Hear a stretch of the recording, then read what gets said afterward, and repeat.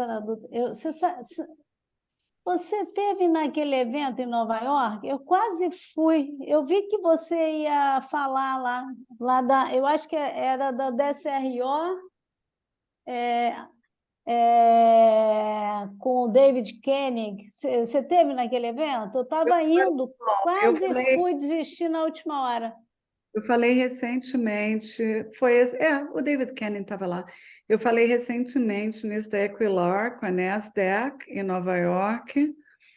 Um, semana anterior eu falei sobre Enterprise Risk Management, que foi em Orlando. Eu estou sempre falando nesses eventos, e na próxima semana eu estou falando num de formação de conselheiros da NACD também.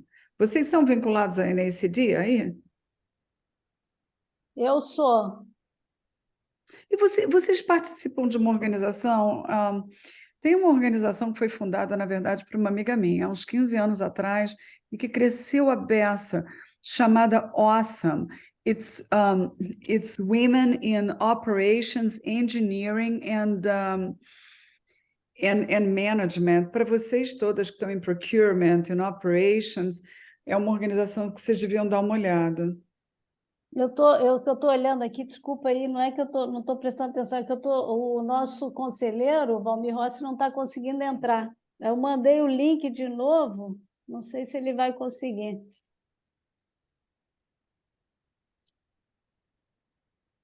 Só um minutinho, gente, só um minutinho.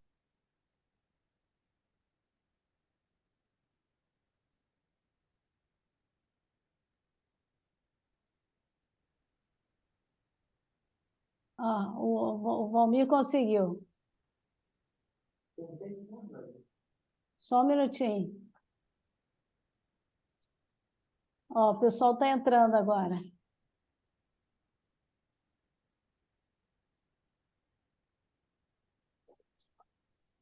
Mais uns 2 minutinhos, eu acho que a gente já... Porque acho que estava dando um probleminha no link, mas agora parece que já está funcionando. Ana, cadê a Ana Dutra? Ah, não, deixa eu só te falar rapidamente, eu não quero atrapalhar aqui a conversa nossa aqui, não. Mas você sabe que você conhece o David Koenig, que apresentou lá do DCRO? Não conheço ele Ah, tá. ultimamente, Não, eu conheço estava... de ser speaker em conferência. Hey, Doris! Doris, a Doris é a nossa conselheira fiscal. How are you? Estamos no... Boa tarde, tudo bem? Tudo bom, Doris? Há quanto tempo? Pois é, né? Um tempão. Bom te ver aqui. Bom te ver também. Ó, o Valmir Rossi também, nosso conselheiro fiscal. Boa tarde, pessoal. Tudo bom? Boa tarde, Valmir. Como é que Tudo bem? vai? Tudo bom, meninas? Tudo bom? Tudo Aquele ótimo. link que estava lá no LinkedIn, por algum motivo, eu não estava conseguindo no celular. Aí no notebook, aí eu copiei ele e aí funcionou. Não Eu sei também qual tive era o problema de problema. link na entrada, não sei, eu estava não. Também está presente uma das nossas associadas aí, empresas associadas, a Suelen, da BOL. Então, acho que já podemos começar, né, pessoal? O que vocês acham? Para respeitar aí o pessoal do exterior que não Acho está que sim. acostumado com os nossos atrasos. Já está gravando, Vamos tá, nos Maria? Pode. policiar. Vamos nos policiar. Então tá.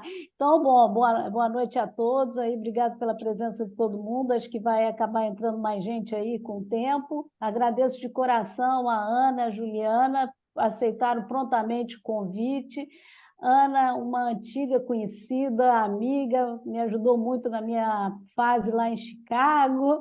A Juliana, que acompanha o Mel desde os primórdios, né, Juliana? Acho que já participou das primeiras reuniões lá no início, né? Que bom que você está de volta aqui com a gente, Estou muito feliz, né? Então, agradeço muito aí os nossos conselheiros e todo mundo.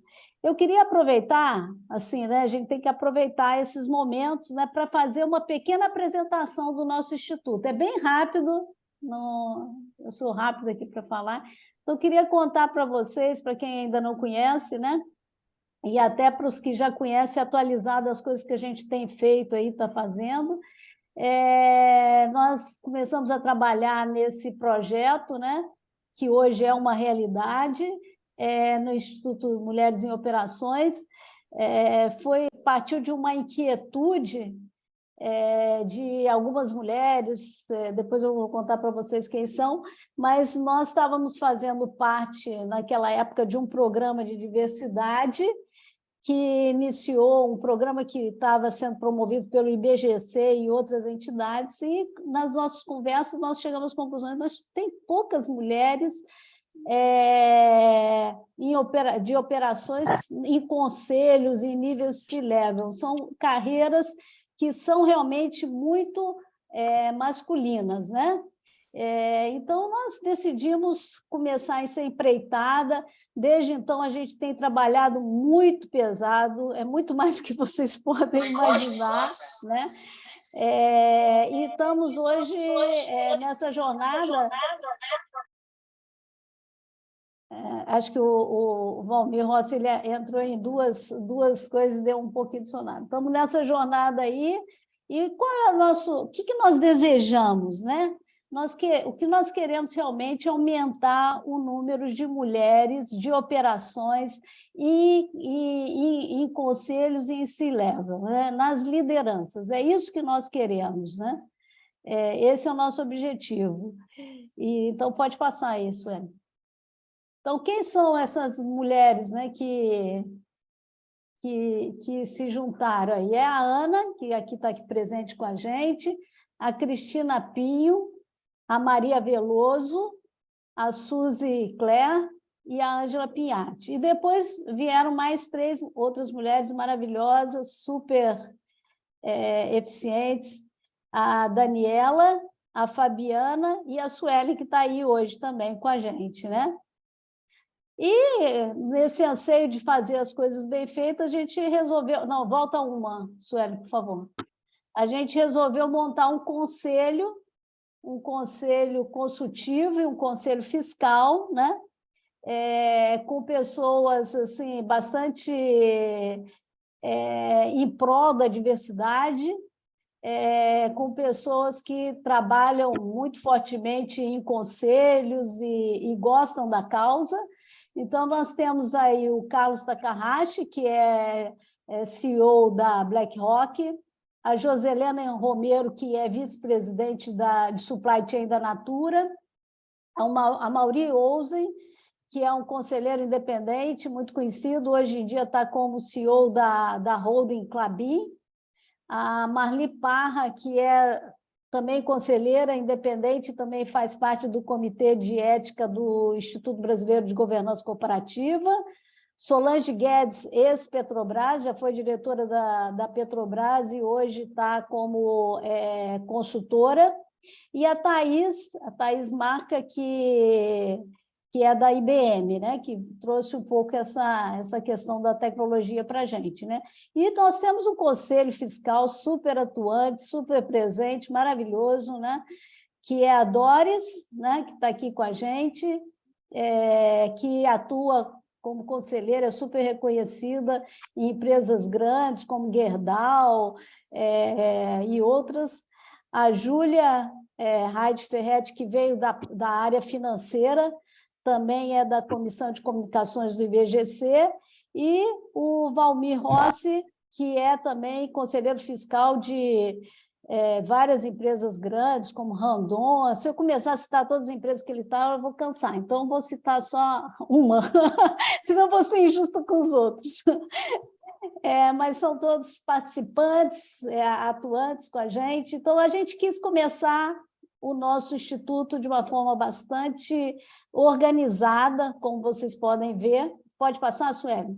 E a gente também quis fazer algo diferente. A gente, nessa nossa inquietude, a gente pensou, vamos tentar buscar algo disruptivo, diferente do que as outras empresas, dos outros institutos estão oferecendo. Então, nós começamos com um programa, fizemos uma pesquisa usando a metodologia de Design Thinking, né? Entrevistamos mais de 20 empresas, 50 pessoas de diversas áreas, diversos níveis de empresas, e nós concluímos, né, que nesse programa Design Thinking que a gente deveria criar a Jornada Inclusiva Mel. Mas o que seria a Jornada Inclusiva Mel, né? Então, a Jornada Inclusiva Mel precisava ter uma jornada de ascensão da mulher, e não só a ascensão da mulher, mas a jornada de inclusão da empresa. Nós temos que trabalhar esses dois pilares, né?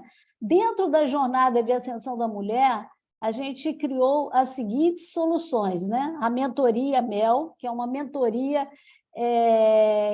criada para as mulheres em operações e desenvolvida com a nossa assinatura. A jornada de desenvolvimento MEL, que é uma jornada de soft skills, né, para fortalecer esses skills nas mulheres, e esse Web Talk que a gente tem feito religiosamente todos os meses, né? Além disso, na questão da jornada de inclusão da empresa, né, nós estamos criando o pipeline de oportunidades, que é onde as mulheres vão poder deixar os seus currículos, e as empresas que muitas vezes não sabem, e isso eu vi nas entrevistas, onde encontrar essas mulheres, vão ter aonde buscar. Sueli, volta só um pouquinho que eu não terminei ali. E aí, nós também estamos trabalhando a questão dos homens, né? Os homens advogando pela mudança. A gente acha, no nosso instituto, os homens são super bem-vindos, os homens são ativos, e a gente também está criando um programa para ajudar os homens a mudar essa cultura na empresa e trabalhar de forma transformadora. Outro ponto que a gente descobriu nesse nosso trabalho de Design Thinking é o papel do RH. O RH tem que ser o nosso parceiro, ele tem que trabalhar para essa questão da diversidade, ele é fundamental nessa questão. Então, nós temos um programa para o nosso RH também, para os RH das empresas. E depois do Design Thinking surgiu o treinamento de mentores, que foi uma demanda de uma empresa que está associada a nós, e nós estamos fazendo hoje, aliás, estamos fazendo com um profissionalismo excelente aí da Sueli, que está trazendo uma metodologia dos Estados Unidos, e nós estamos treinando gerentes e diretores para ser mentores. Então, hoje, com todo esse trabalho que a gente tem feito esses 2 anos, que, como eu disse no início, não está sendo fácil, né? É difícil, nós estamos muito orgulhosos e felizes com o que a gente chegou até agora. Nós temos várias empresas já associadas, então nós temos a associação corporativa e nós temos também a associação individual, e também já temos muitas mulheres interessadas e se associando ao nosso instituto, né? Sueli, pode passar. Obrigada. Então, quais são os nossos canais de comunicação? Nós temos o podcast, né? Acho que já estamos no 4º episódio, a Sueli é que toca também, e esse mês nós lançamos a newsletter, que acho que vai ser trimestral ou bimestral, mas estamos trabalhando em cima para melhorar a nossa comunicação. Os nossos próximos Web Talks vão ser dia 18 de maio, com a Ângela Donágio, que vai falar de diversidade, 15 de junho, Ana Fontes, que vai falar de liderança, e dia 20 de julho, Vicky Bloch e Roberta Lippe, que vão falar de comunicação. Que tipo de comunicação? Porque nós, mulheres de operação, temos dificuldade de nos vendermos ao mercado, nos apresentarmos. Então, convidamos a Vicky e Roberta para falar desse assunto, né? Nosso e-mail é institutomel@institutomel.org, e temos aqui as nossas redes.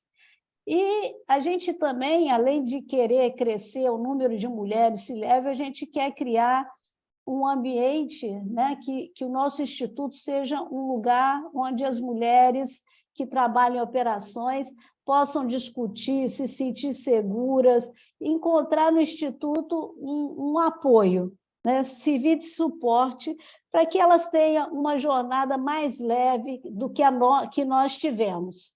Então, gente, esse é o nosso Instituto e passo a bola aí para a Suelen. Obrigada, Maria, pela ótima apresentação. Deixa eu só parar aqui de compartilhar minha tela, gente. Eu consigo ver todos vocês. Ok, agora sim. Bom, todos estão me ouvindo?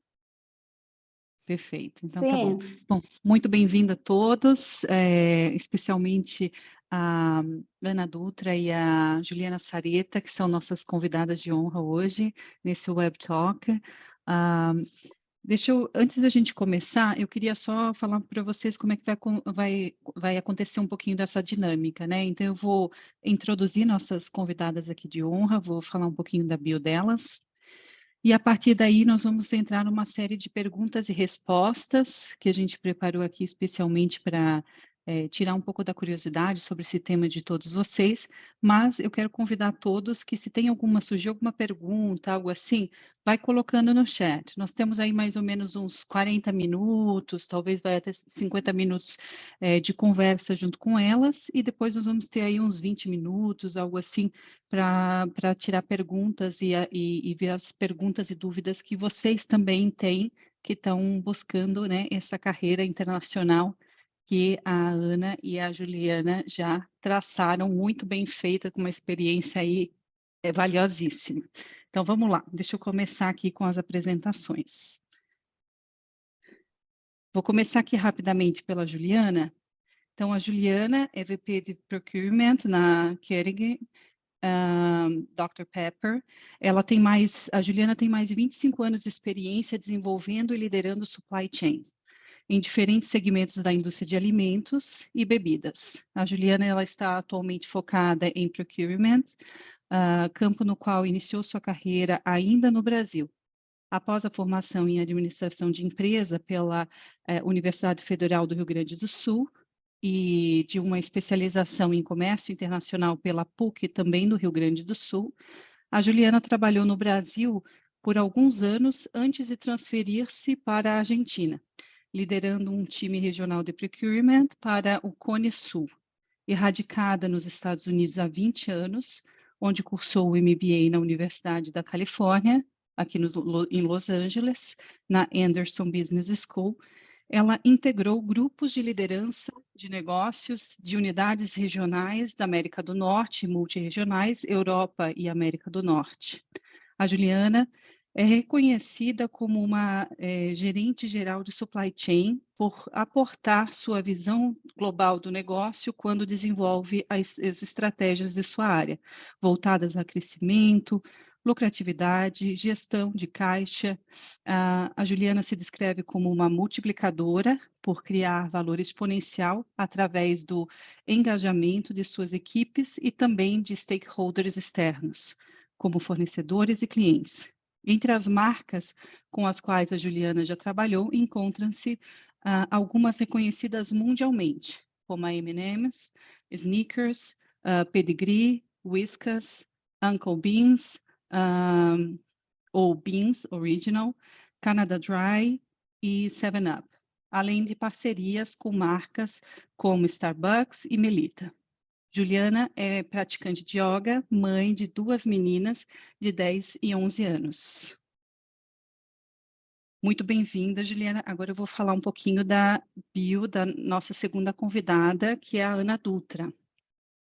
E vou fazer aqui tentar fazer aqui, Ana, uma tradução online. Vamos ver se eu acerto todas. A Ana Dutra é uma CEO experiente, conselheira e consultora de negócios, diretora de conselhos de diversos tipos de empresas. É uma mulher latina com mais de 30 anos de experiência em construção de marcas, gestão do P&L, do nosso DRE, estruturando também negócios, ESG. Ela tem experiência com tecnologia digital, crescimento de negócios e também, né, atua aí com o Business Advisory, ou seja, um aconselhamento de negócios de C-Level em mais de 25 países. A Ana ela é fluente em inglês, espanhol, português e francês. Ela desenvolveu uma experiência forte em governança corporativa, ESG, tecnologia digital, e-commerce e sistemas de ERP. Ela tem algumas credenciais, como National Association of Corporate Directors, Directorship Certification, que é uma certificação internacional. Ela tem também outra certificação, que é o CERT, Certification in Cybersecurity Oversight, da Carnegie Mellon University. A Juliana também, ela é uma expert em desenvolvimento, né, de atividades para exatamente aquela associação, a National Association of Corporate Directors. Como a CEO, a Ana, ela liderou diversos projetos, aquisições globais e também entre outras nações, né, entre outras bordas, joint ventures, parcerias, acordos, mergers and acquisitions, entre outras coisas. Ela também serve aí como diretora de diversos conselhos de empresas, como, por exemplo, Nasdaq, que estão na Nasdaq CME. E a Ana, ela tem também um MBA da Kellogg, além disso, Masters em Economia, também pela PUC, mas a PUC que ela fez foi a Rio de Janeiro, e diversos outros títulos aqui que ela tem ao longo desse caminho e que envolvem aí governança, crescimento de estratégias globais, entre muitos outros. Então, eu queria aí dar as boas-vindas também à Ana Dutra. Obrigada. Ana e Juliana, sejam muito bem-vindas. Obrigada. Eu que agradeço vocês por estarem aqui. Gente, então, para começar nossas perguntas aqui e respostas, a gente preparou algumas perguntas aqui para guiar um pouco a nossa conversa, né? Ana, eu vou começar com você, e eu queria ouvir você um pouquinho do que motivou você a buscar uma carreira internacional. Obrigada. Antes de mais nada, é um prazer estar aqui com vocês. E o trabalho que vocês estão fazendo com o Instituto Mel é fundamental. Maria, eu acabei de mandar para você, tem um instituto parecido aqui nos Estados Unidos, e se vocês quiserem fazer uma conexão, eu vou ter o maior prazer em conectar, porque eles começaram com a mesma necessidade de ver que mulheres em supply chain, engineering, manufacturing, operations in general, né, não tinham uma coalição para trabalhar juntas, para desenvolver outras mulheres. Bom, a minha história começa pequenininha. Eu era aquela menininha que vivia rodando o globo e vendo onde é que eram os diferentes países, quais eram as bandeiras, quais eram as capitais. A única coisa que eu sabia quando me perguntavam o que você quer ser quando crescer, a única coisa que eu sabia é que eu queria fazer coisas em outros países, fora do Brasil, queria conhecer outros países. Nós passávamos as férias de verão na Argentina, então eu adorava aquilo, adorava aquela coisa de ir para lá, explorar a cultura. E aí o que eu decidi é que ou eu ia ser aeromoça, coisa de criança, né? Ou eu vou ser aeromoça ou eu vou ser diplomata. Então eu falei, eu vou ser diplomata, por isso que eu fui estudar Direito e Economia, porque na minha época, eu acho que eu sou a mais velha aqui, eu tenho 58 anos, você tinha que ter um diploma em Economia e um Direito para ser diplomata. Aí fui estudar Economia e Direito e resolvi perguntar se eu podia shadow um diplomata por um dia para vir pensando, puxa, deve ser tão assim emocionante, né? Eles devem ficar discutindo desculpa, eu estou nos Estados Unidos há mais de 30 anos, de vez em quando uma palavra em inglês vai aparecer, mas eles devem ficar discutindo esses tratados de paz, essas negociações e tal. Aí fui passar um dia no consulado, gente, a gente passava o dia inteiro resolvendo coisa burocrática, carimbando passaporte, resolvendo problema de visto. Aí eu saí de lá falando, e agora, né? Eu não quero fazer isso. O que vai ser? Naquela época, a IBM estava começando a recrutar no Brasil. Aí eu pensei assim, puxa, IBM, empresa global, nome conhecido, na área de tecnologia que está crescendo, vou me apresentar para entrevistar. E eu me lembro que eu estava entrevistando com uma pessoa que acabou sendo meu chefe, e ele olha o meu resumê, né? E falou, você não tem nada de tecnologia aqui nesse resumê, não tem nada aqui que spell technology. Eu me lembro que eu virei para ele e falei, exatamente, eu não sei nem spell technology, mas se você me der o job, eu vou mostrar para você que em 6 meses eu vou estar igualzinho a todo mundo. Aí ele olhou para minha cara e falou, eu vou te contratar em vendas. Aí me colocou em vendas. Falou, se essa mulher que consegue, dessa garota, né, eu era novinha, consegue se vender na entrevista, ela vai vender os produtos. Aí o que eu fiz? Eu comecei, e agora, né, olhando para trás, por uma oportunidade sensacional de trabalhar nos anos 80, a IBM na área de vendas, era assim, best in class, né? Treinava todo mundo, era aquela. Então, eu trabalhei em vendas, comecei a trabalhar muito nos Estados Unidos, e aí um dia eu estava no meu escritório e um colega meu entrou e falou, olha, eu só vim me despedir, eu estou indo morar nos Estados Unidos. Ele estava indo, até, Juliana, tirar o MBA dele na UCLA, né? Aí eu me lembro que eu pensei assim, isso era 1988, 89, aí eu pensei assim, MBA, o que é isso? Pergunto ou não pergunto, né? Aí eu falei, quer saber de uma coisa? O que é um MBA, né?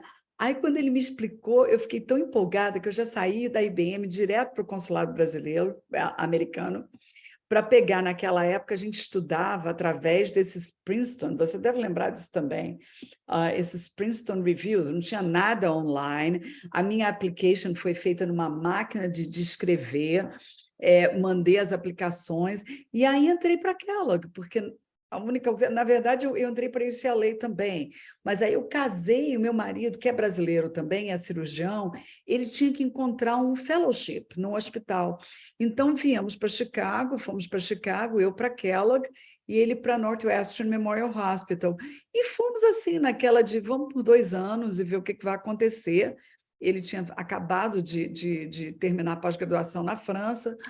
E aí, quando eu me formei, os Estados Unidos estava num progresso muito grande, o Brasil estava terrível. Então, eu tive um monte de ofertas de trabalho lá, e aí o meu marido entrou, tinha que fazer a residência de novo, começou a residência, nós falamos, vamos ficar. E as filhas começaram a nascer, elas agora estão com 28, 25, 22 anos, e a minha carreira aí começou a ser não só na área de advisory services, mas aí eu comecei a run empresas na área de consultoria. Então, eu fui presidente de uma área grande na Accenture, depois eu fui CEO da Korn Ferry Consulting, depois eu fui CEO do Executives Club, e aí, quando eu me aposentei de full-time work, começaram a aparecer os conselhos. Então, hoje em dia, eu já fiz parte de 7 conselhos de empresas listadas, o que a gente chama aqui de empresa pública, mas não tem nada a ver com empresa do governo,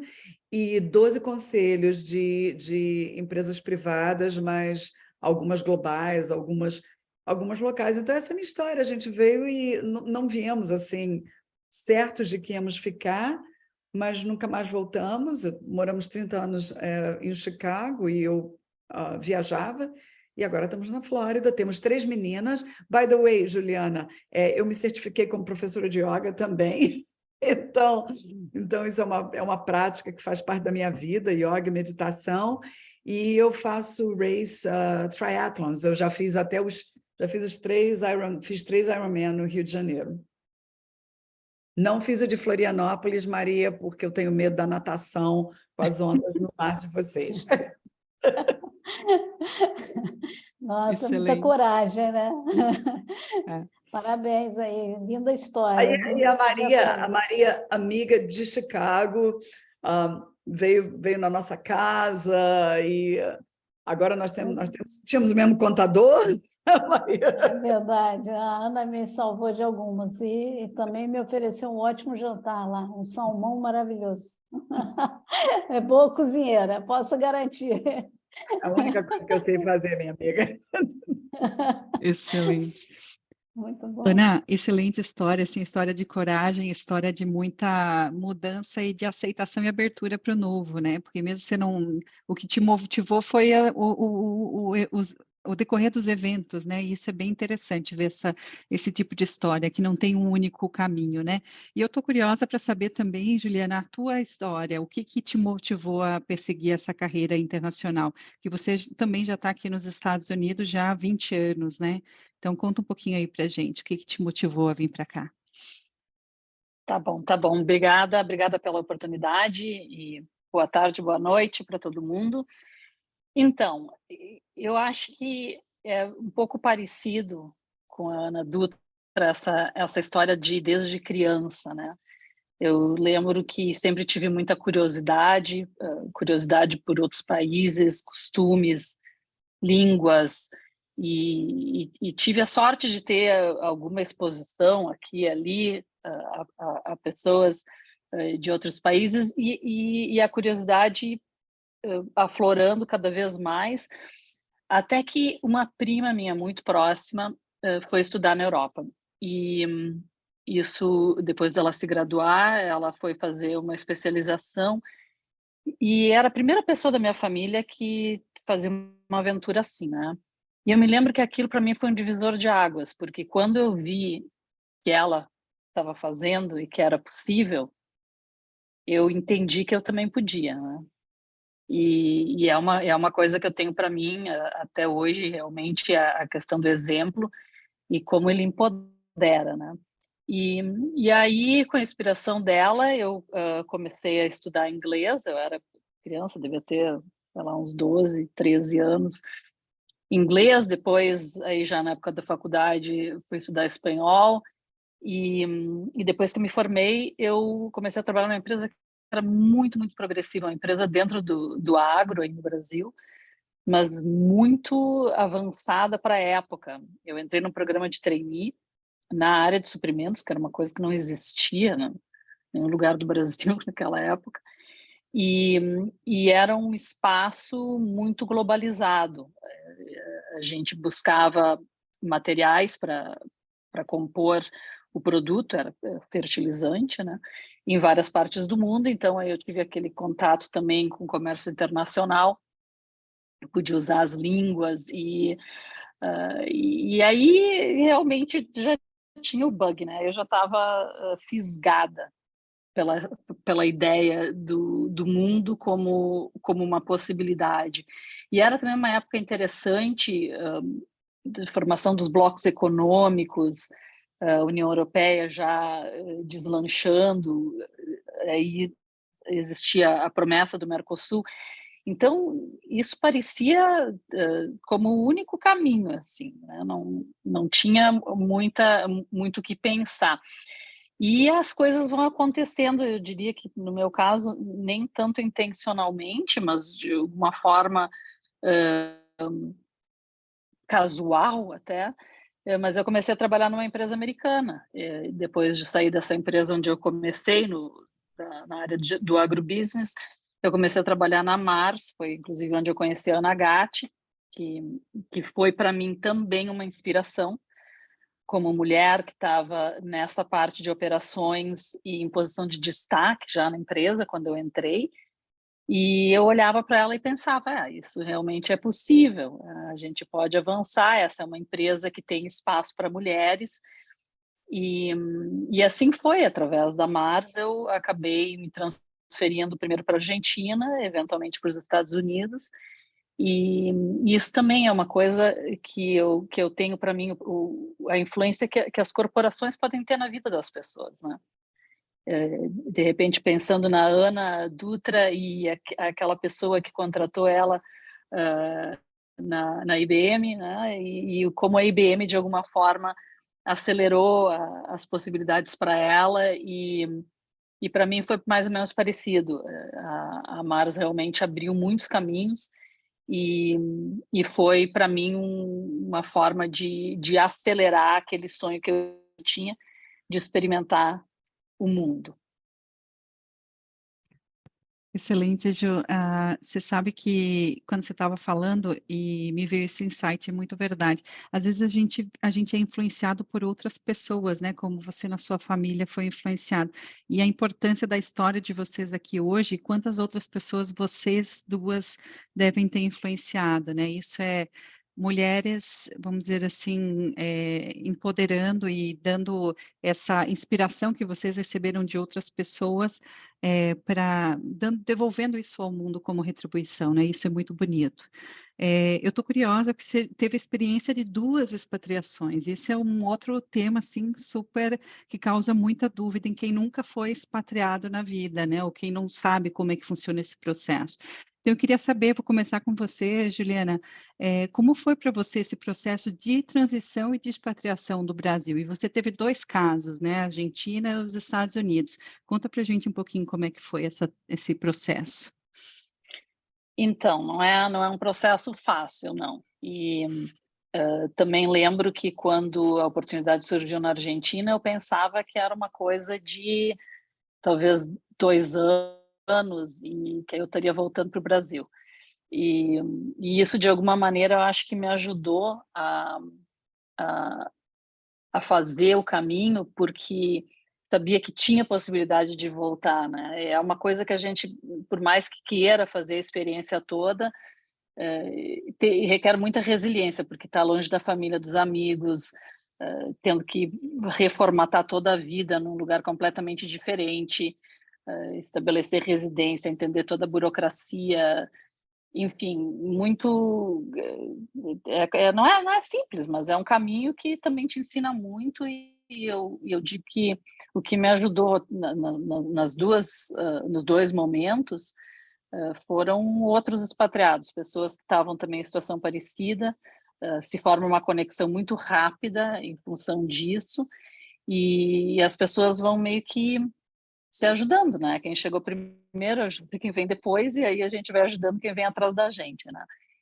Então, realmente, eu acho que contar com uma rede de apoio quando a gente chega e sempre entender que não é um caminho sem volta, né? Que depende da gente escolher como quer seguir. E isso eu acho que assim um pouco alivia a distância, né? Porque essa é a parte mais difícil, é a parte de estar longe de tantas pessoas queridas. Isso é uma coisa bem importante. Eu gostei que você falou que não é um caminho sem volta. Nada na vida é um caminho sem volta, né? São experiências que só fazem a gente ser melhor, né? E realmente a distância, eu fico aqui imaginando, eu estou aqui nos Estados Unidos há 1 ano e meio. Eu já sinto falta física da minha família que ficou lá no Brasil. E olha que hoje a gente faz conferência, videoconferência, que é como se estivesse lá, que alivia muito. Eu imagino a situação de vocês 20 ou 30 anos atrás, passando pelo mesmo processo onde você não tinha esse benefício da internet hoje, né? Enfim, aplaudo assim de pé a coragem e toda essa resiliência que vocês apresentaram nesse processo. Eu estou curiosa também para saber como é que foi o seu processo de expatriação, Ana. Você pode dividir um pouquinho com a gente? Claro, o meu foi um pouco diferente. Agora, só começando pelo seu ponto, quando nós viemos para cá em 1991, 92, não tinha telefone celular, não tinha internet, não tinha nada, e as ligações eram caríssimas. Então, eu me lembro que o dia de ligar para a família era o domingo, e ficava assim, um no telefone e o outro marcando os minutos, porque senão ia o dinheiro inteiro na conta do telefone. Hoje em dia, com WhatsApp, com Zoom, com FaceTime, nossa, eu falo com a minha mãe todos os dias, sou super ligada com as minhas irmãs e tal. Hoje eu já falei com uma das minhas irmãs 2 vezes e vou falar com a outra depois dessa call. É um mundo completamente diferente. Agora, eu acho que em questão de visto, de green card, cidadania, está até mais complicado agora, porque você tem uma camada política que você bota em cima disso tudo, que faz ficar ainda mais complicado. Quando nós viemos assim, eu vim com visto de estudante, era o F1, e meu marido veio com F2, então a Juliana veio trabalhando, eu vim como estudante. Então eu sabia que quando eu acabasse a business school, eu tinha 1 ano de prorrogação daquele visto, e nesse ano uma empresa tinha que estar me sponsoring. Então, eu me lembro que quando eu tive as minhas ofertas de trabalho, uma das primeiras perguntas que eu fazia era: vocês vão sponsorar o meu green card e do meu marido? Se a resposta fosse não, aquela estava fora. Aí tinha uma empresa, a CSC Index, que eles foram super agressivos. Aí eles falaram assim, porque eu tinha oferta da McKinsey, da Goldman Sachs, pereré. Aí entrou a Index e falou: olha, se você assinar com a gente, nós não vamos nem... Isso era assim, em maio. Só começava a trabalhar em agosto com eles, né? Tinha que me formar ainda e tal. Aí eles falaram: se você assinar com a gente, nós não vamos nem esperar você começar a trabalhar para começar o seu processo do Green Card. Nós vamos começar o seu processo do Green Card agora, e nós vamos fazer toda a mudança do que vocês quiserem trazer do Brasil que ficou lá para cá, está incluído na oferta. Eu falei: fechou, é isso. Vou trabalhar com vocês agora. Então, era um processo dificílimo, porque eles tinham que provar para o governo americano que eles não encontravam nos Estados Unidos outra pessoa com as mesmas qualificações que eu tinha. Então, eles tinham que anunciar o meu job no Wall Street Journal, nos jornais de business local, e entrevistar as pessoas e justificar cada pessoa que eles não estavam contratando. Então, eu me lembro que um dia a mulher de recursos humanos virou para mim e falou assim: olha, é melhor esse processo acabar logo, porque eu estou encontrando uma quantidade de candidatos ótimos nesse processo. Aí eu falei: não, pelo amor de Deus, deixa a gente acabar o processo primeiro, aí você pode contratar quem você quiser. E o processo era tão complicado que eles me falaram que depois do meu processo eles pararam de fazer o sponsorship, porque era muito custoso, muito complicado, e impedia eles de contratarem americanos que eles estavam encontrando pelo caminho, que falavam: pô, a gente quer contratar essa pessoa, mas não pode, né? Então, o nosso processo foi assim. Aí quando eu consegui o green card, foi quando meu marido entrou na residência. Aí teve um período até que a gente teve que ligar para o advogado e falar: e agora? Porque ele caiu fora do status, aí você não pode nem sair do país. Sair se não voltava mais. Aí entrou... tanto hoje em dia, eu tenho uma empatia enorme, enorme, por esses imigrantes que são pegos fora de status e que as crianças são separadas dos filhos, porque quando meu marido caiu fora de status, nessa história de faz através da residência ou faz através do visto de trabalho da Ana, nós tínhamos 2 bebês.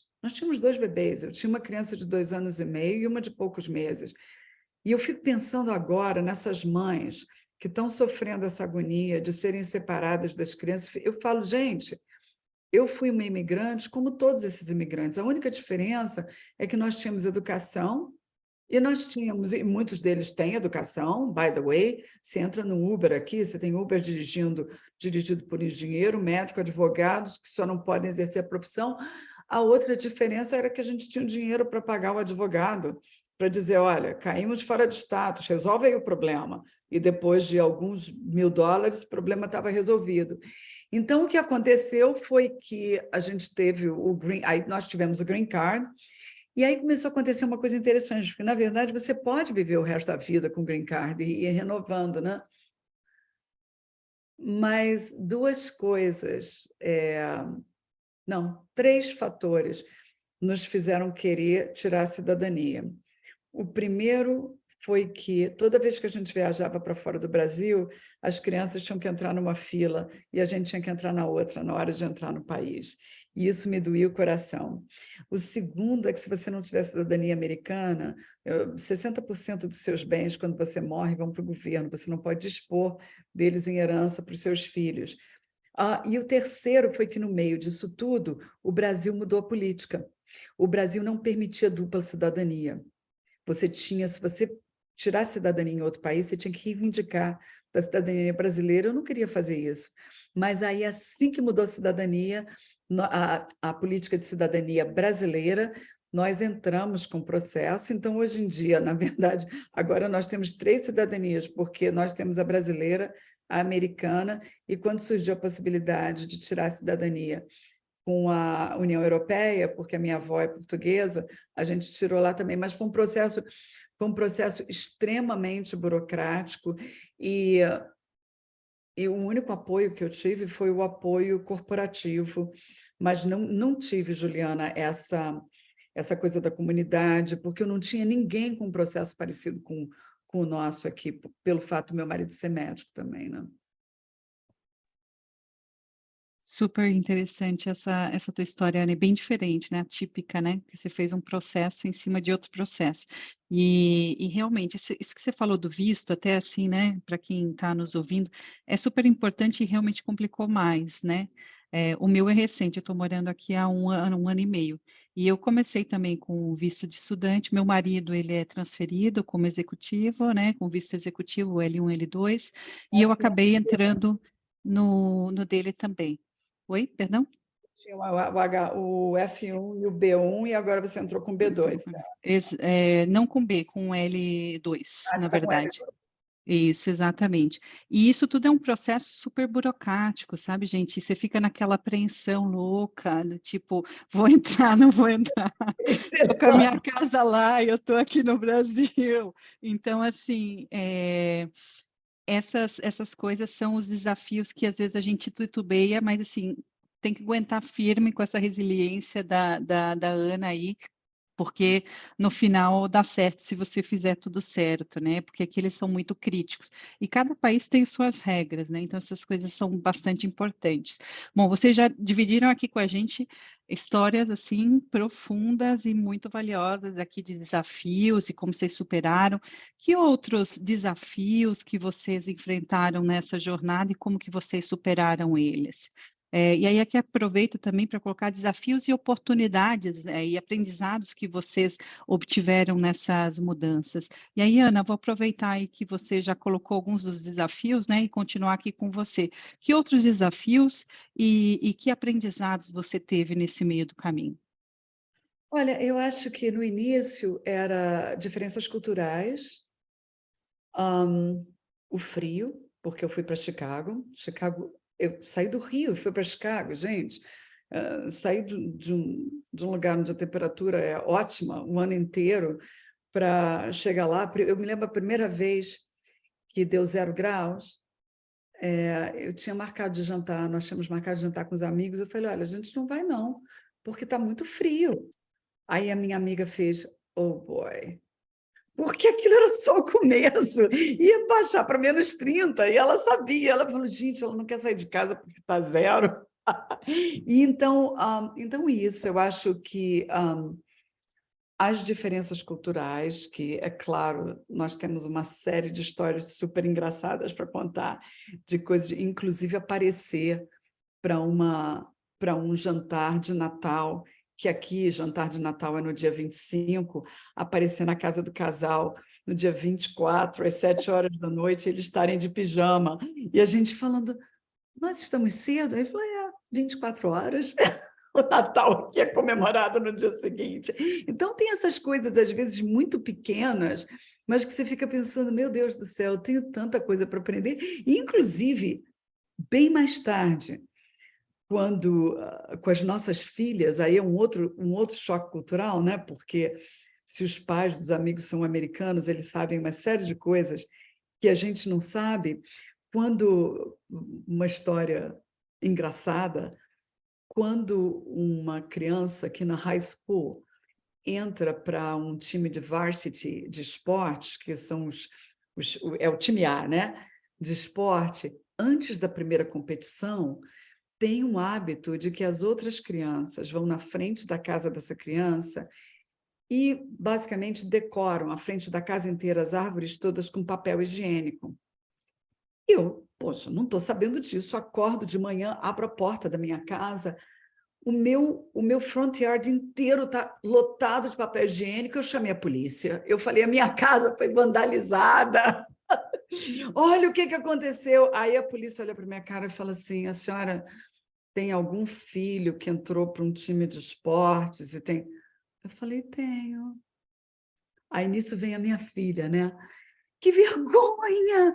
Que embarrassment! Você chamou a polícia por causa de TP in the house. Então, tem essas coisas que você vai aprendendo com o tempo, né? Mas eu acho que é o maior choque cultural. Olha, e o choque cultural também, vamos lá, ocorre dos dois lados. Depois que eu comecei a entrar em conselho, a minha experiência em conselhos globais era muito maior do que em conselhos no Brasil. E eu não sei se a Doris ainda está na chamada, mas a Doris era assessora do conselho da Eletropar. Então, eu entrei na Eletropar e, interessantemente, o nível de formalidade, Estou aqui, sim. e eu sei que eu te dei esse feedback quando você fez o assessment do A conselho. entrevista, né? Uhum. Marca uma reunião para as 2 da tarde, a reunião começa às 2h45, eu tenho mais o que fazer, eu tenho uma outra às 3, entendeu? Então, a adaptação, eu acho que é assim, você tem que ter muito jogo de cintura, tem que estar muito atento, muito aware, muito self-aware, atento de si mesmo e atento dos outros, porque você não sabe se você vai falar uma coisa que vai ser mal interpretada culturalmente, e eu acho que não acaba nunca, na verdade, porque aí chega nessa fase, eu não sei se a Juliana vai concordar, que a gente fica meio perdido na tradução, né? Para as minhas amigas latinas e brasileiras, eu sou extremamente americana, extremamente gringa. E para os americanos, eu ainda sou extremamente latina, então é uma fase interessante também. Deixa eu parar aqui. Como é que foi para Excelente. você, Juliana? Mas, Ana, é interessante também que você teve o contraponto entre a cultura da empresa privada e a cultura de uma empresa pública. Porque ela Totalmente. até que era mais abertinha ali, porque era uma empresa de participações, né? Mas, enfim, estava ligado ao sistema Eletrobras, que tinha toda uma cultura, né? E foi uma resistência muito grande aqui à privatização, né? Na verdade, eu acho, Enfim. Doris, que as empresas que são mais parecidas across muitos países são as empresas familiares. Eu trabalhei como consultora na Gerdau e eu sirvo em conselhos de várias empresas familiares, empresas no Caribe, no Canadá, nos Estados Unidos, e existe muito mais similaridade cultural entre as empresas familiares do que entre as empresas corporativas, mas em diferentes países, em países diferentes. Interessante isso. Muito bom, Ana. E você, Juliana, estamos curiosa aqui. Se a Ana está curiosa, eu também e todo mundo aqui para te ouvir. Como é que foi para você? Foi similar? Foi diferente? Outros desafios? Outros aprendizados? Sim, muito parecido.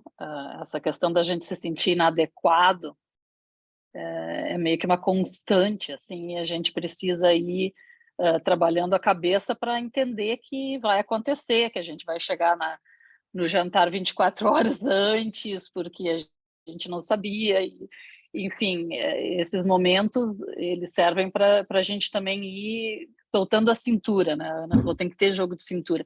A gente tem que se desculpar também, né? Entender que a gente não tem que saber tudo e fazer tudo exatamente do jeito como é no lugar que a gente está, porque a gente ainda não teve a oportunidade de aprender. Então, e também me associo com essa questão de estar perdido na tradução, como a Ana falou, que as minhas amigas brasileiras dizem que eu tenho sotaque, que eu falo português com sotaque americano. Eu digo, gente, que é isso? Né? E eu acho que não, né? Obviamente. Mas, assim, a gente mistura as palavras. O português é uma língua muito rica, às vezes a gente fica traduzindo de trás para frente, às vezes usa palavras do inglês, querendo traduzir conceitos para o português, então é tudo meio uma salada, né? Mas, para mim, assim, eu tenho um momento que eu acho que foi o mais difícil de todos, que foi o 11 de setembro, né? Eu tinha recém-chegado nos Estados Unidos em 2001. Eu estava nem há 6 meses nos Estados Unidos ainda quando aconteceu aquela tragédia. E eu morava em Nova Jersey, bem na beira do rio, do Hudson River, que fica de frente para Manhattan, né? Então, eu acho que eu passei talvez o dia mais longo da minha vida naquele momento, tentando chegar em casa sem condição nenhuma, as estradas todas bloqueadas, ambulância, polícia, uma cena assim de filme Armageddon, assim, os carros parados na freeway, todo mundo tentando entender o que estava acontecendo. Eu me lembro que nos dias depois daquela experiência, eu questionei tudo, assim, se valia realmente a pena estar longe do meu país, da minha família, porque eu estava de uma hora para outra inserida num contexto que não era meu. Um contexto de insegurança coletiva, que era uma coisa que eu nunca tinha experimentado. E eu pensava, poxa, no Brasil a gente está acostumado a ter insegurança individual, a gente tem medo de ser assaltado, medo de ser sequestrado, mas passar a ter medo de ser atacado, assim, por estar num lugar público, e é uma coisa muito louca. E foi, eu acho que o único momento assim que eu pensei, não, isso aqui não faz sentido nenhum, não é para mim, não tem por que eu estar aqui. Mas aí, como todo mundo, né, eu superei a fase, a América superou de alguma maneira, uma fase muito difícil, muito sofrimento. E então eu diria que foi talvez o desafio maior para mim, foi processar aquilo.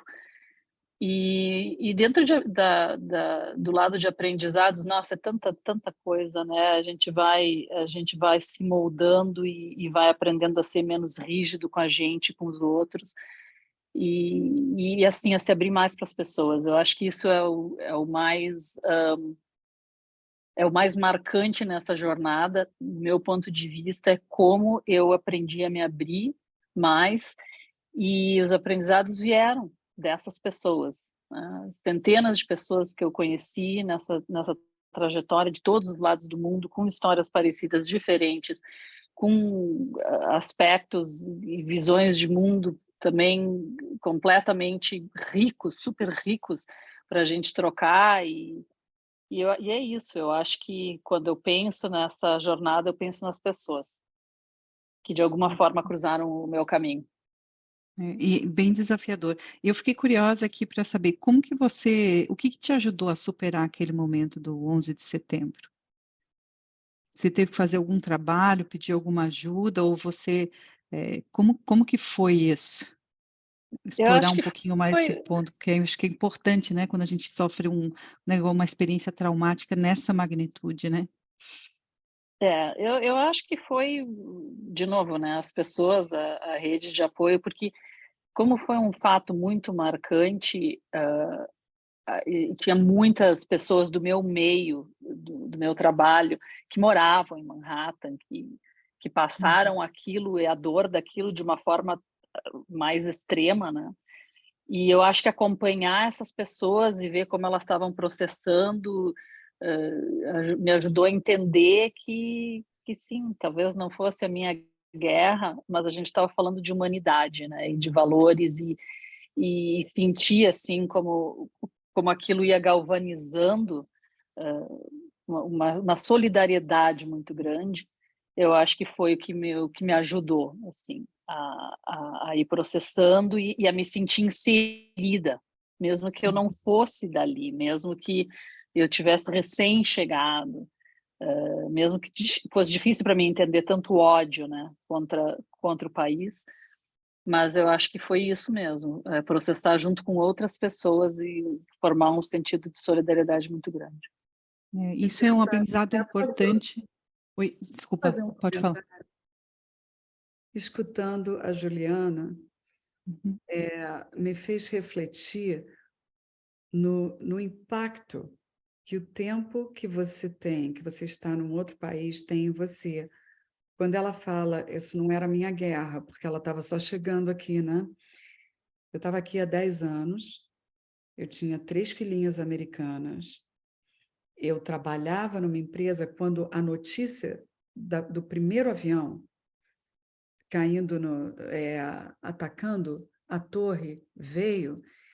Eu estava numa reunião em Boston e eu tinha que sair do escritório para pegar um voo para Nova York, porque eu tinha uma reunião com os meus colegas, que era da Marsh McLennan, nós perdemos 250 funcionários, que eu tinha uma reunião no dia seguinte, no andar 92 da torre, em Nova York.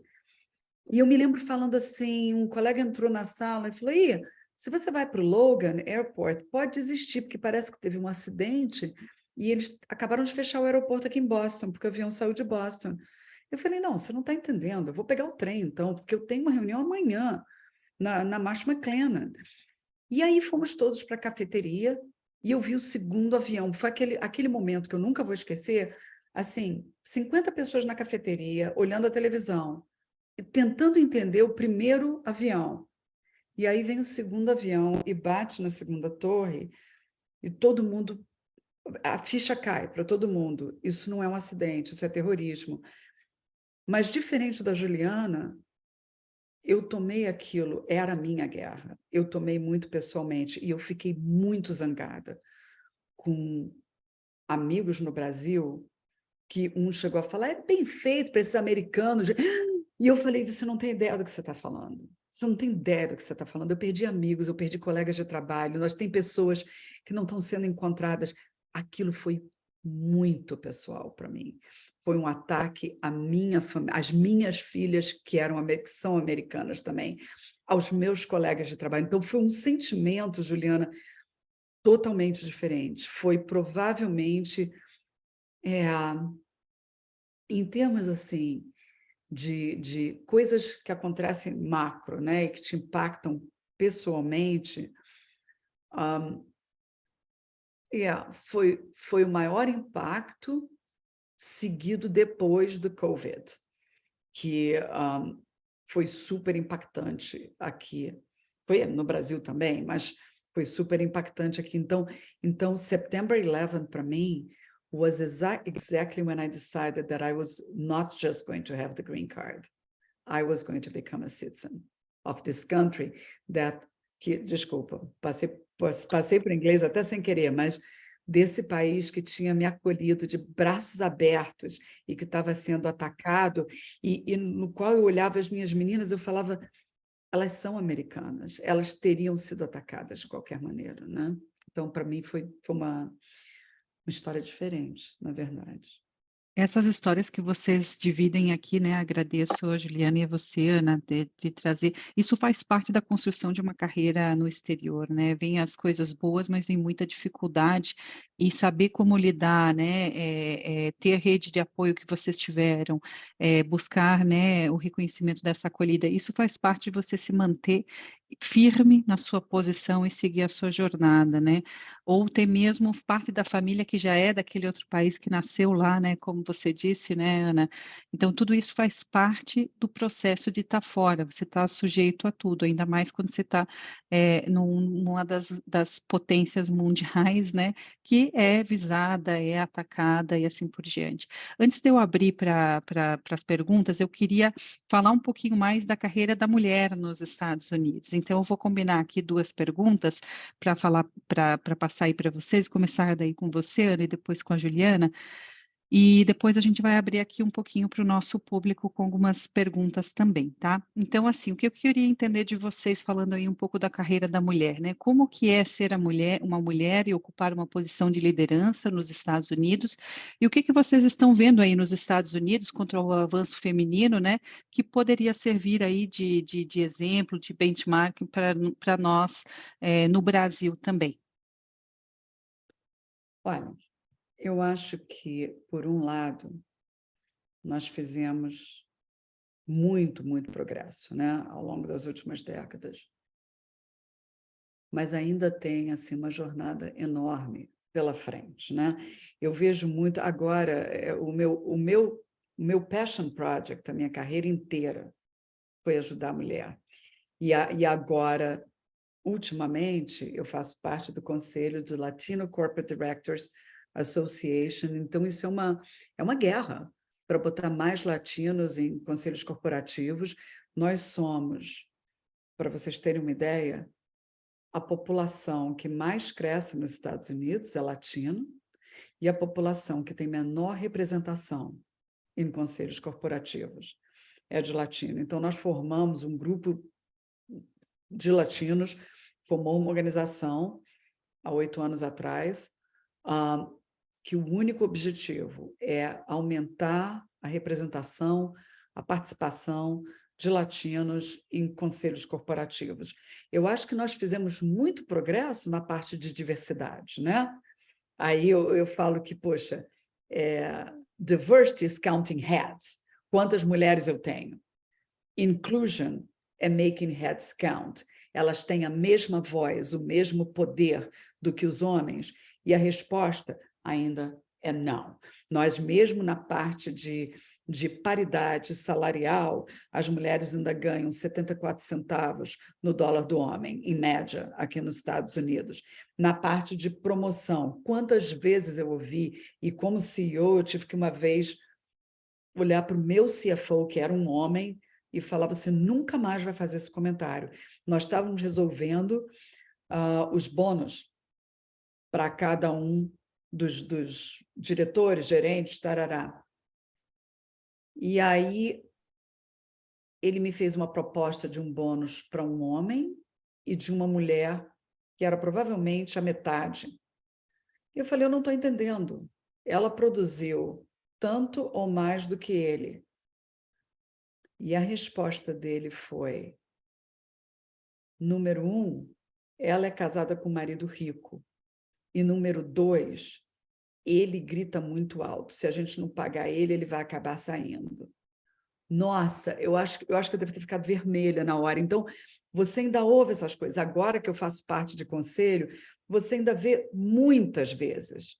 Ou você bota a mulher no conselho, mas quem chair os comitês, quem tem a última palavra, são os desculpa, eu sei que tem uns homens aqui na conversa com a gente, mas é o good old white boys club. Todos eles apoiam as nossas causas, são pessoas Vocês que são estão com a allies, gente, estão vocês são no conselho, aliados, eles aliados entendem. das mulheres. Então, isso para mim Eles são, como é? He for sure. For é sure.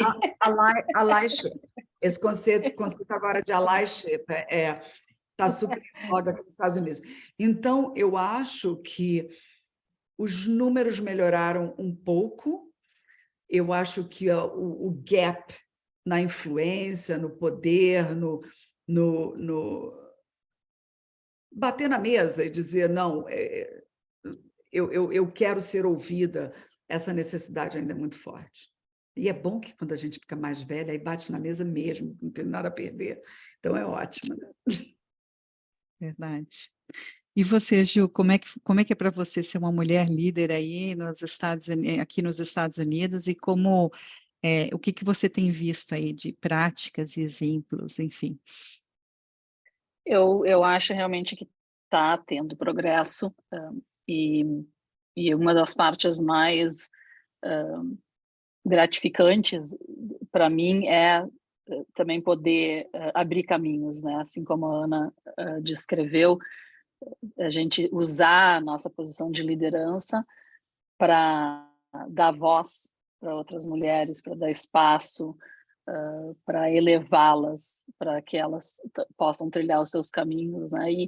E eu sinto assim uma irmandade que existe nas empresas que eu trabalhei, as experiências que eu tive, né, de mulheres se ajudando. Eu até ouvi alguém dizer isso recentemente, uma conversa, dizendo que lá atrás eram muito poucas as que conseguiam galgar as posições, então existia competitividade muito acirrada entre mulheres.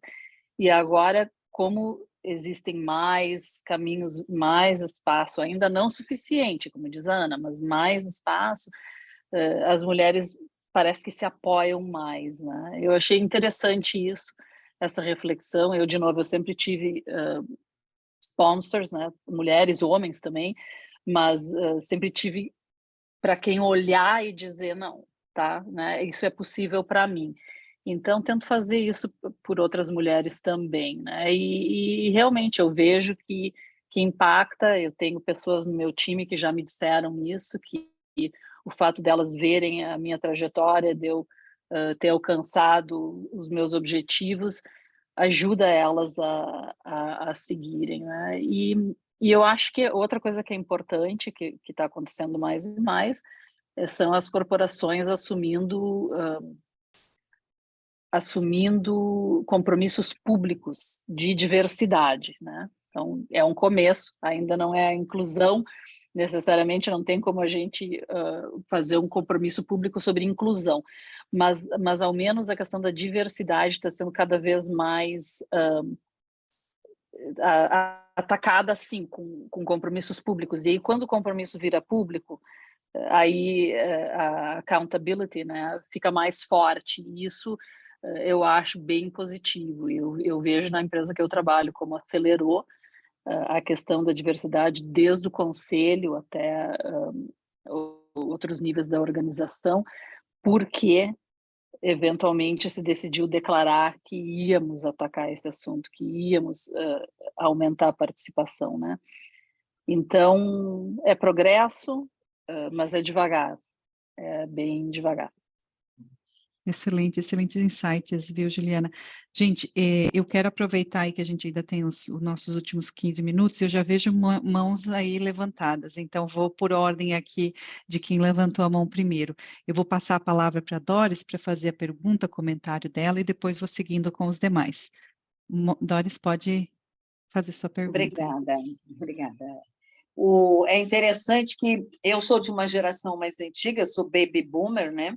E eu não tive essa rede de apoio, de suporte que a gente está vendo hoje no Brasil, assim como o Instituto Mel, assim como o IBGC, que criou, né, uma série de mentorias para mulheres, de movimentos de diversidade. Então, é interessante que na minha vida executiva, eu não tive apoio nenhum, inspirações, sim, mas assim, não tinha essa rede de uma mulher puxando outra, né? Então, eu passei 30 anos da minha vida executiva, meio que sendo sempre pioneira, né? Primeira mulher no gerência tal, primeira diretora de uma empresa de armas, imagina, Taurus, né? Em metalurgia também, eu fui diretora de relações com investidores da Paranapanema, só tinha homem engenheiro, né? Metalurgia de cobre e eletrolítico. E depois, quando eu fui para a minha vida de conselheira, nesses últimos 8 anos, que aí eu comecei, também fui primeira conselheira fiscal, primeira comitê de auditoria, primeira conselheira mulher. Eu não tive ainda a oportunidade de atuar num conselho com 2 mulheres, que é o que se diz que seria o ideal, porque aí você começa a ter uma massa crítica, né? Sozinha você ainda tem que ficar ali cavando, né? Aquele que te ouçam, que você tenha o espaço, né? E eu sempre fui muito pragmática e muito objetiva, eu nunca tive muito mimimi. Então, talvez agora seja um movimento que também o ISD, todo esse processo ajudou, né, de trazer mais diversidade, mas vocês veem que nos Estados Unidos esse movimento de ter pelo menos 2 mulheres em conselho está mais rápido que no Brasil, ou não? A pergunta é para as duas, né? Porque aqui, o que a gente teve que fazer? Há 5 anos, a gente criou aqui, eu moro no Rio Grande do Sul, né, em Porto Alegre. Nós criamos o Fórum de Mulheres em Conselhos.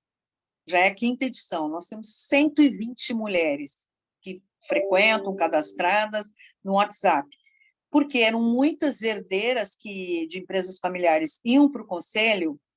E a mulher, a gente tem um problema, parece que a mulher acha que nunca está preparada o suficiente.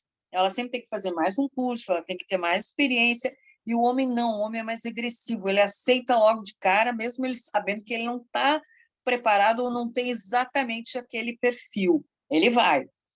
E aí o nosso trabalho era exatamente nisso, preparar as mulheres para tira da cabeça a síndrome da impostora, faça mais networking, aceite posições mesmo se achando que não está 100% preparada, aprende com o carro andando, vai e se dedica. E tem ajudado bastante, porque muitas mulheres não se acham legítimas numa posição, eu só estou no conselho porque sou filha do dono, essas coisas. Então, a gente ajuda também nessa parte de capacitação. E como é que vocês veem a comparação aí desses movimentos Brasil com Estados Unidos, né? Que aqui também tem o WCD, né? O 30% Club, e teve movimentos que ajudaram. Olha, Doris, eu vou falar da parte de conselho, porque eu tenho uma experiência enorme em conselho. E, número 1, você tem toda a razão. A situação só muda quando você tem mais de 2 mulheres. Muitas vezes, se a segunda mulher, se a primeira mulher se sente a Queen Bee, não é a situação ideal. Eu tive um conselho que eu entrei como a segunda mulher e a primeira mulher que estava lá fez a minha vida um inferno. No dia que ela se aposentou, teve a festa da aposentadoria dela, eu estava festejando, mas de uma maneira completamente diferente. Porque ela tornou-me... Agora, a situação ficou tão terrível aqui nos Estados Unidos, em algumas indústrias, principalmente, acreditem se quiserem, na área de tecnologia, com todos os entrepreneurs, que a Califórnia, em 2018, aprovou uma lei chamada SB 628. E essa lei dizia o seguinte, que todos os conselhos de empresas headquartered na Califórnia teriam que ter uma mulher em 2019, 2 mulheres em 2020. Uma escala. E, a partir de 2022, 1/3 do conselho teria que ser de mulheres. Bom, a gente faz um acompanhamento numa dessas iniciativas que eu lidero para botar mais mulheres em conselhos.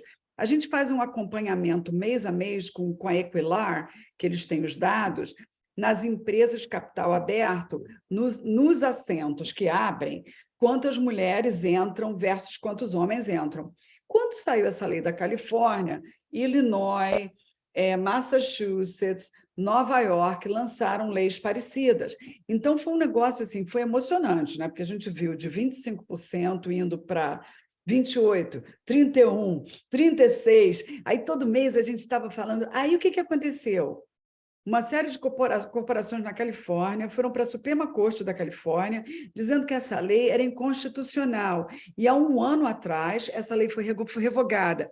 Naquele mês que a lei foi revogada, no número de assentos que abriram para mulheres em conselhos, tinham sido 42% dos assentos foram ocupados por mulheres. No mês seguinte, baixou para 31%.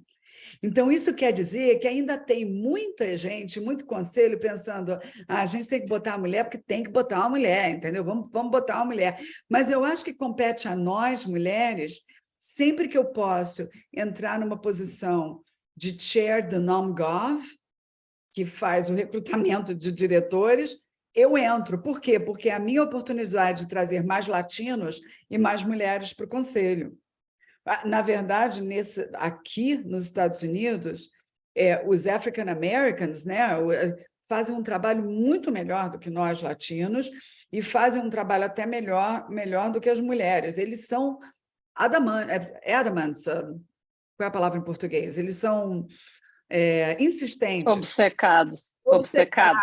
Colocar mais African Americans em conselho. Então, esse teu ponto de que você tem que ter mais de 2 mulheres, é aí que começa a influência. Enquanto você só tem uma mulher, é complicado, viu? É complicado. Eu estou em alguns conselhos que eu sou a única mulher e é muito complicado, porque os boys vão para o banheiro discutir, você não pode ir atrás. E continua aquele esquema de meio que as coisas combinadas previamente, e aí fica uma certa fachada ali na hora que está todo mundo junto, né?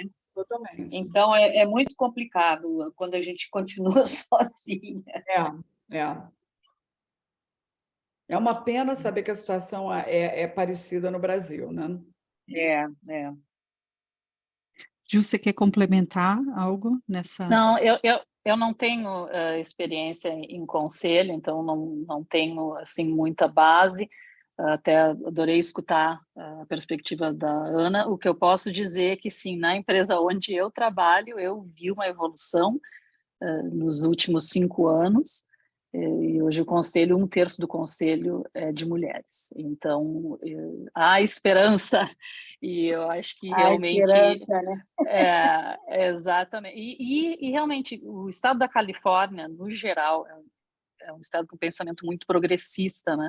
E, às vezes, lidera movimentos inteiros, assim, em vários aspectos, né? Então, é interessante ver que a Califórnia atuou mesmo que tenha dado um passinho para trás, Ana, eu tenho certeza que isso vai voltar à pauta e já acendeu uma chama, né? E em outras partes do país também. Então, isso que importa. Excelente. Bom, antes de eu passar aqui, então, para a nossa próxima pergunta, eu só queria agradecer a participação, então, do Valmir, ele vai ter que se ausentar agora para um outro compromisso. Agradeceu aqui, parabenizou o evento e a vocês duas pela participação, então, só deixar registrado aqui. Valmir, você quer falar Você me dá alguma um coisinha antes de minuto? você? Claro, com certeza. Não, eu preciso, sei que tem um compromisso externo, mas parabéns aí pela iniciativa. Obrigado, Ana e Juliana, pelo depoimento, pelas informações, o aprendizado. Eu tive a oportunidade também de trabalhar um período como expatriado, uma oportunidade extraordinária, né? Conhecer outro país, outra cultura, outra dinâmica. E fiquem absolutamente à vontade de falar, criticar esse mundo machista, porque eu tive também, e tem alguns motivos por estar no meu e apoiar e participar, mas uma experiência pessoal, uma ocasião, a minha esposa estava participando de um processo seletivo na empresa que ela atuava e foi para a última etapa com mais dois colegas, e aí o feedback que receberam disseram para ela que ela não seria nomeada porque o marido dela já tinha uma posição muito boa numa outra empresa e ele não precisava daquela adicional de renda. Então, aquilo Nossa, magoou muito ela na época, até hoje ela tem um pouco dessa mágoa e eu vi o tanto que o mundo é injusto, né? Quer dizer, se ela preenchia os requisitos, tinha as competências necessárias, né? Ser eliminada porque o marido tinha um cargo em outra empresa. Pois você não pode penalizar. A Ana comentou o exemplo dela e eu do lembrei desse bônus, fato. né? Abraço, meninas. Parabéns, obrigado, viu? Boa noite. Obrigada. Rossi, espero que Boa vocês noite. Obrigada a cinco você, mulheres Valmir. no conselho, tá? Olha, eu peço desculpa, mas eu também tenho Ó, uma em chamada. todos os conselhos que eu participo, Muito obrigada, todas as Valmir. empresas têm meta de inclusão, diversidade e acompanhamento periódico. Isso Que é bom, que bom. requisito. Abraço. Suelen, Tá Tchau, tchau. bom. Abraço. Acho que vamos respeitar o O horário, né? tempo, Eu isso. tinha várias perguntas, mas a gente convida a próxima vez a Ana e a Juliana, né? Porque eu Isso. tinha preparado. Eu também vou deixar para uma próxima, porque, olha, se deixar, a gente vai longe aqui. É, Eu estou no eu trânsito, achei- mas estou atenta aqui. Então, a gente está vendo, você atenta. Eu queria aproveitar para agradecer mais uma vez, né? Eu acho assim que foi mais do que eu esperava, porque eu acho que vocês duas, além de contar a sua história, vocês foram extremamente transparentes, né? A gente nota a sinceridade nas palavras de vocês, e eu acho que a Ana falou uma coisa que me marca, né? Porque essa questão da mulher ajudar a outra mesmo, né? Porque às vezes a gente não sente isso. Não, vamos ser transparentes. Eu gostei da sua transparência porque a gente está nesse ambiente para ajudar, né? E muitas vezes a gente não vê isso acontecendo. E eu gostei de ser tocado nesse assunto com tanta transparência, com tanta seriedade, que é a tua experiência, eu acho que nós temos também. Doris também comentou a dela. Então, eu agradeço aí não só a história de vocês, mas também essa transparência e sinceridade, tanto da Ana quanto da Juliana. Agradeço muito o tempo de vocês, que eu sei que é precioso aí. Vamos tentar, pelo menos, ser americanos no finalmente. No fechamento. No finalmente. Então tá, gente, muito obrigada aí pela participação. Obrigada, foi um prazer te rever. Continuem com a Ana. missão de vocês, tá? Muito obrigada, gente. E Obrigada pessoal mesmo. que... Muito obrigada. Beijo, Lua. Doris, vamos Juliana, conversar Ana. também. Ana, eu Vamos, quero fazer a obrigada. parceria com essa empresa, com essa associação que você passou. Depois a gente vai conversar. bem Tá no legal. seu É isso e-mail. mesmo. Um E beijo. pessoal que participou aí, Dani e outros que estão aí, que gostaram do Instituto Mel, entrem lá, apoiem a gente. Estão super convidados. Obrigada, hein? Obrigada, Isso aí. gente. Tchau, tchau. Obrigada, Abraço. gente. Boa Obrigada a noite. todos vocês. Boa noite. Tchau, Boa tchau. noite.